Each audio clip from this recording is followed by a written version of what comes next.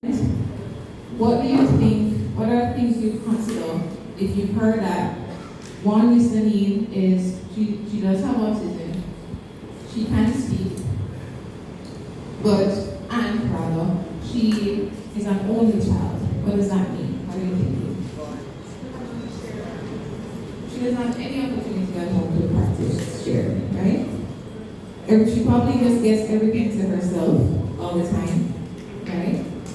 And parents probably haven't really needed to, if anybody here have 2 kids or more, yeah? It's not until they have the second child you realize, oh yeah, I need to teach them how to share, no. But with the first child, they just hand it all to themselves. You just use it and you probably teach them to clean up. But when you get the second one, now you have to go, oh yeah, I need to know teach them how to actually play together. And that's typically developing kids. Now for those on the spectrum, if there are no peers at home, then it's less likely that parents will have even considered that they need to teach them how to share. So these 2 kiddos are going to play with my shape circle. Sorry, what's her name? Joanne. Okay. So Miss Joanne loves the shape circle. She's going to play with the shape circle. And she's going to ask Miss Nadine if she wants to play with her. And of course she's going to say yes, right? She wants to play. And we're going to see what Miss Nadine does once they start playing together. Anybody want to play with me? Yes. Come on, let's try. I'm making a castle. Yeah, but it's mine. I want to play. We can play together. It's mine, Nadine. I had them first. Sounds like it is. Any thoughts there? What's happening?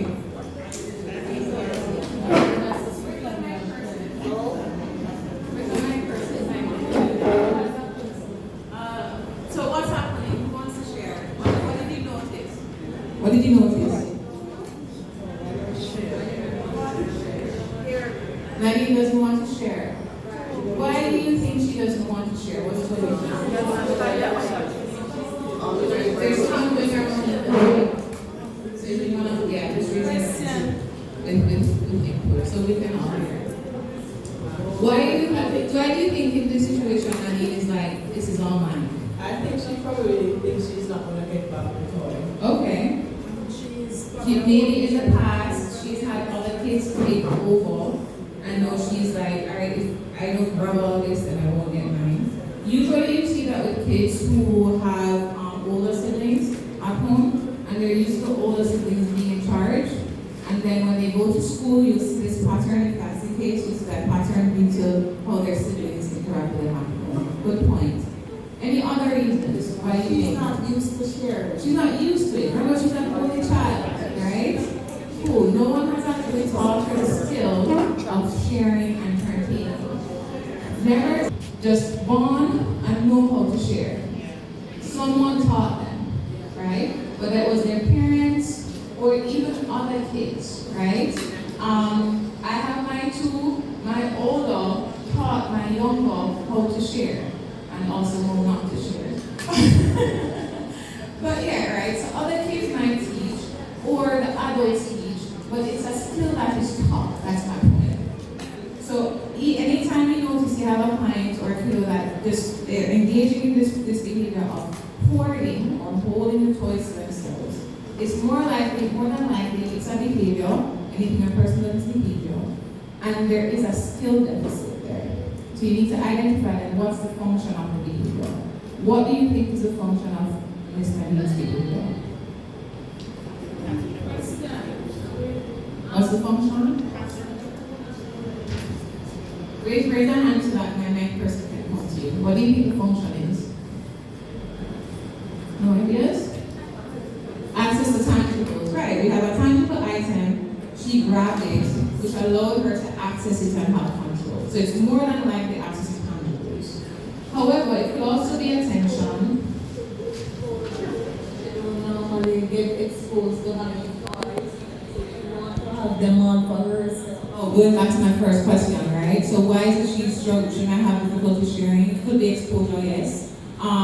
Meaning maybe she doesn't have shape sort as at all, and suddenly at school shape sorts are come out. That reminds me when I went to one of my daughter's school and I brought, the teacher had paint with her. She had paint, and we were doing a social activity, and then they had a break. And one of the kids asked to paint, but because it wasn't a regular school day, the teacher was like, "Hey man, they can paint." And suddenly everybody crowded together, like, "Yes, you get to paint," because they're so focused on instruction time, you don't really get to do painting. And sometimes that could be a factor. Great. Function, access to tangibles. Is that clear to everybody why it could be access to tangibles? Yes? Alright. It could also be attention if every time Nadine pours toys, she gets a reaction out of the other child. The child goes, "Why are you doing this for my time?" Right? That could be an attention situation. Or if every time she pours toys, the teacher jumps in. So the teacher is over here busy and she gives them a toy to play with, and then Miss Nadine starts pouring, she grabs it and she hears the teacher hears the other people go, "No, it's mine." She goes, "Hey, what are you doing? You just give that." No. Right? That's attention being given, which means it could serve an attention function. So, it wouldn't be escape because there's no real task or demand in place. So those are two likely functions. So let's look at either access to tangibles or attention. We're going to start with access to tangibles. If it's for access, we know the behavior function is access. What would our replacement behavior be? What do you want Miss Nadine to do instead of grabbing the toy? Asking, demanding for access, right? So usually, if I've gotten into the next structure with a pair, it's highly likely I've already taught Nadine how to ask for toys with me. Because with me it's more controlled. So that would be me in my next structure, teaching her, okay, we're playing, me and her playing together, and then she's grabbing, and I go, "Oh, wait." Instead of grabbing, you can say, "May I have it please?" or "Can I have it please?" or "Can I play alone?" or whatever man or request that you want to teach her. She's mastered it with me first, and now I want her to generalize it with a peer. See that? What would be the benefit of you teaching social skills in a more controlled net structure with you before bringing peers? Why would that be beneficial?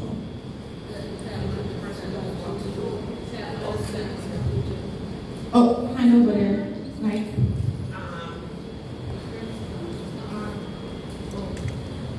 So they know what to do when you come up on their pair? Right, so they already, you would have taught it already, so they know how to do it. Even if they don't actually do it with the parent, you know they know it. So by the time they get in the setting with the peer, it's easy for you to prompt. Maybe you remember what I taught you? When you guys are playing with the peer, what do you do? What do you say? Awesome.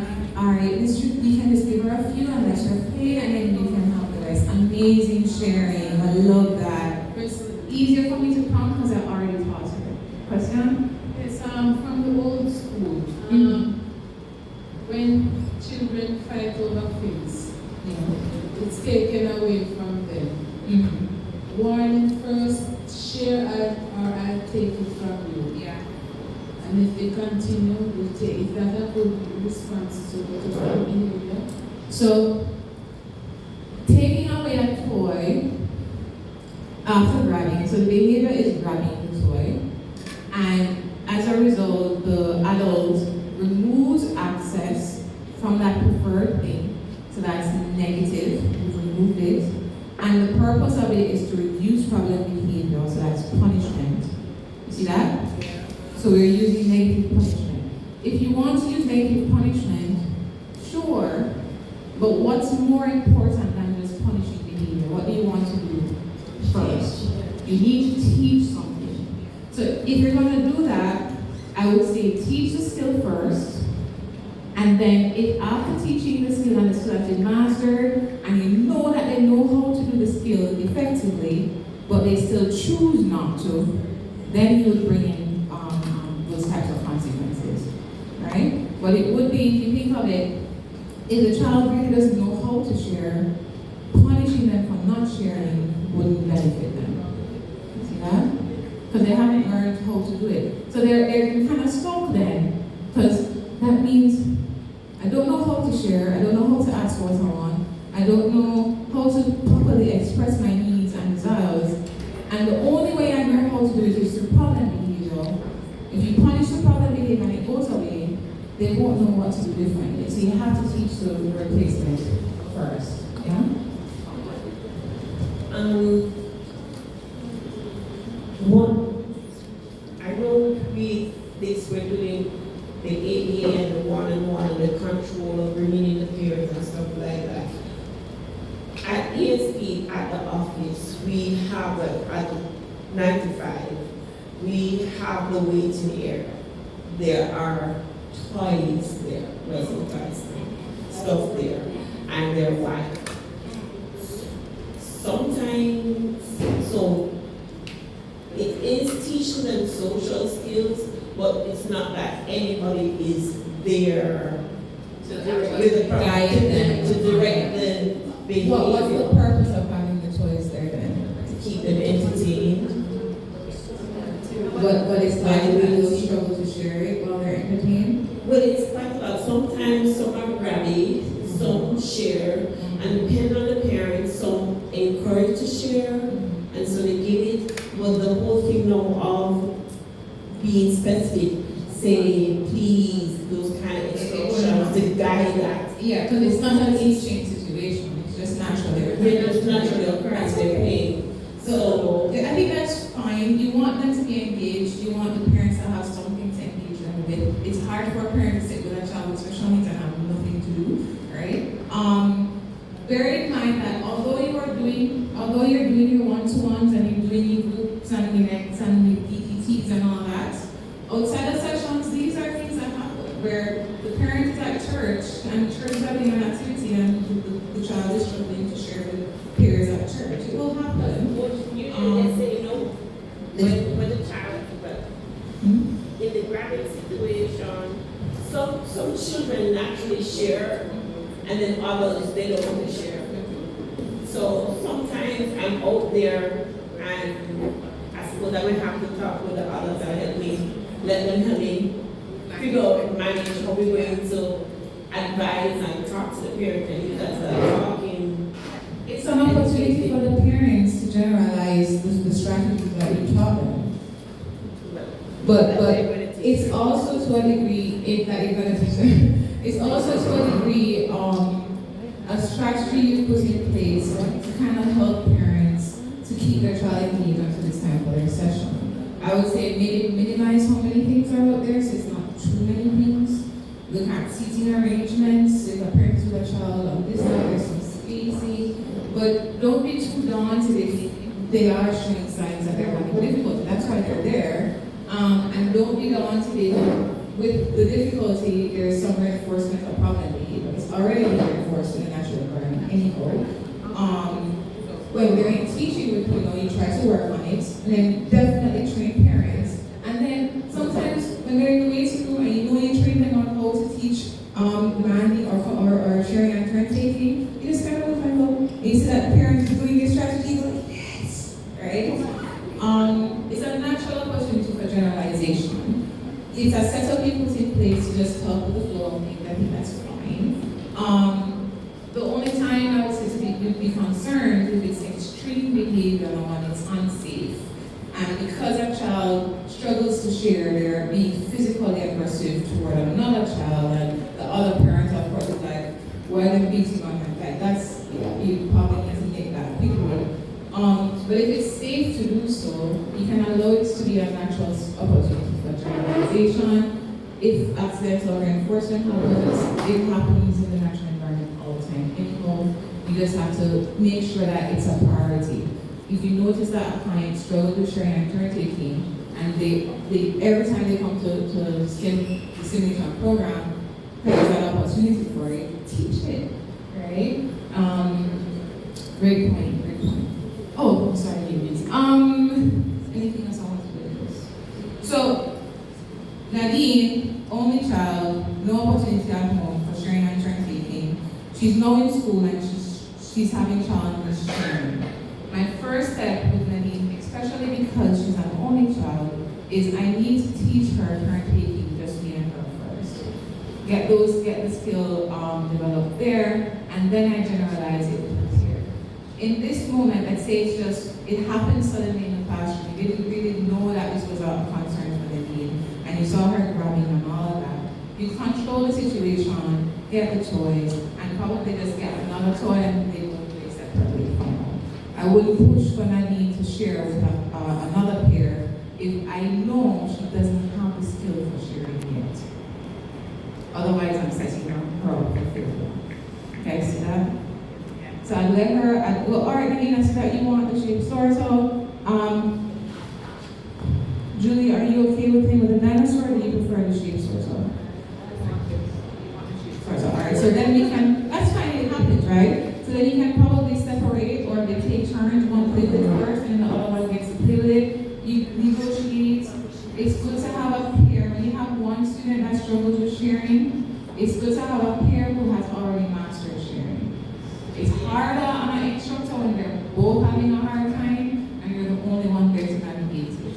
And if you have another person who can focus on Miss Joy while you focus on Miss Nadine, then great. But if it's just you and you're both having a hard time, just pick your battles, right? Just all right, you know what, you play that. Get one to master it first, and then you bring them together again. It's better if one has mastered it. Is that clear? What if one has still mastered, but Nadine still want to be in control? Then I'll use the opportunity for the one who has mastered it to demonstrate it for Nadine, right? Right, no, but I still use it, so I still keep her here, and I would then coach Nadine through it, right? So you had grabbed, that was a natural opportunity, you did the wrong response by grabbing, so now, remember, the function of the behavior is access, and unfortunately in a net structure, it will happen where behavior will be accidentally reinforced. She grabbed it, by the time I look around, she already has it, yeah? So it's already being reinforced. So what happens in the net structure is that the reinforcement for appropriate behavior has to be even better or greater than just getting a toy. You see that? Because they will probably get toys by grabbing in the natural environment. Anyhow, you can't control that consistently. So if I know I'm working on sharing and turn taking with Nadine, I would also have a really stronger reinforcement system for her demonstrating good sharing and turn taking. So apart from this toy specifically, what else does Nadine really love that would be reinforcing for her? Blocks? All right, we already have blocks here. All right, but I could maybe have another box of really nicer blocks that she likes. What's it? Cars. So we have blocks, we have cars. Those are the true ones. Remember, this isn't accidental. Bear that in mind. When you're teaching a skill with your students, the opportunities that arise may happen suddenly, but the skill that you're teaching is a skill that you've already planned for. So I've already taught her alternatives. I've established what her reinforcers are for the alternatives, so she gets the item itself plus more. The reason I'm giving her the item itself plus more is because I know in the natural environment, she's probably still gonna be getting the item from time to time when she grabs, because other kids might just allow her to grab, right? And I can't run around the classroom and be like, don't give her it, right?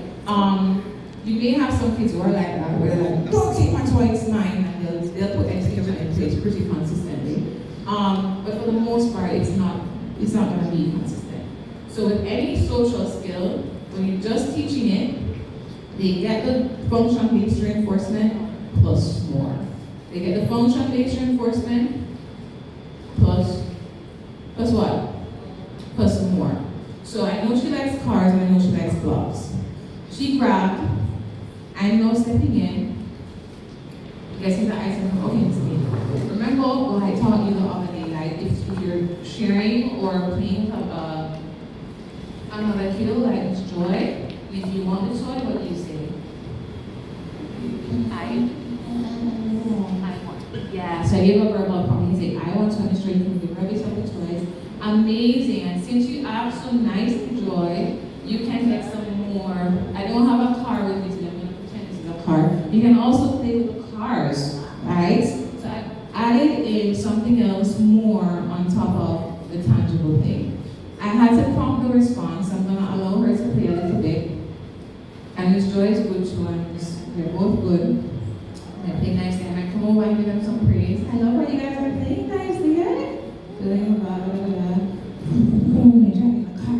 Yeah. Awesome. I'll play with them too. Might get some other toys away from her without her noticing. And give them also. So now she has nothing, and she realizes that Miss Joy has everything. I'm contriving this opportunity. And let's see what she says. Can I have one more? Yes! Hey, you're all this nice and you guys can also play with cars too. I'm blazing it out. So I brought back in the cars a bit more. Yeah. This kid has mastered this. I have no concerns for this one. Very good asking for the toys. I got an independent there, and I pull away a little bit. I'm always going to come back again because she's still working on the skill, right? She hasn't really mastered it yet. Play with them a bit, and I might get the toys away from her. Or I might bring another car, and give the car to Joy. And when Nadine see that Joy has a car, she's looking. Let's see what she says. Remember, I want you.